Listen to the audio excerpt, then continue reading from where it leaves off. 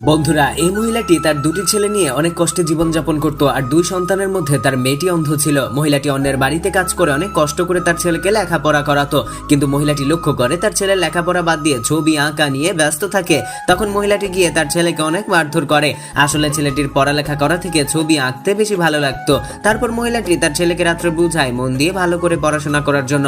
পরের দিন ছেলেটি যখন টিউশনে থাকে তখন একজন এসে ছেলেটিকে খবর দেয় তার মা হঠাৎ অসুস্থ হয়ে গিয়েছে এবং সে হসপিটালে ভর্তি আছে। তারপর ছেলেটি সবকিছু ছেড়ে তাড়াতাড়ি হসপিটালে যায়, কিন্তু ততক্ষণে তার মা মারা গিয়েছে। তারপর ছেলেটি এবং তার অন্ধ বোন তার মাকে ছাড়া একদম অসহায় হয়ে যায়। তারপর ছেলেটির সিদ্ধান্ত, না সে পড়াশোনা ছেড়ে দিয়ে কোনো একটি কাজ করে তার বোনের দেখাশোনা করবে। এই কথা শুনে শিক্ষকরা তাকে পড়াশোনা ছাড়তে বারণ করে। তার ছবি আঁকার প্রতিভা দেখে তাকে একটি ছবি আঁকার প্রতিযোগিতায় অংশগ্রহণ করায়। প্রতিযোগিতায় প্রথম স্থান অধিকার করার পর ছেলেটি পুরস্কার হিসেবে কিছু টাকা পায় এবং সেই টাকা দিয়ে হসপিটালে গিয়ে তার বোনের চোখের অপারেশন করিয়ে নিজের একটি চোখ তার বোনকে দিয়ে দেয়।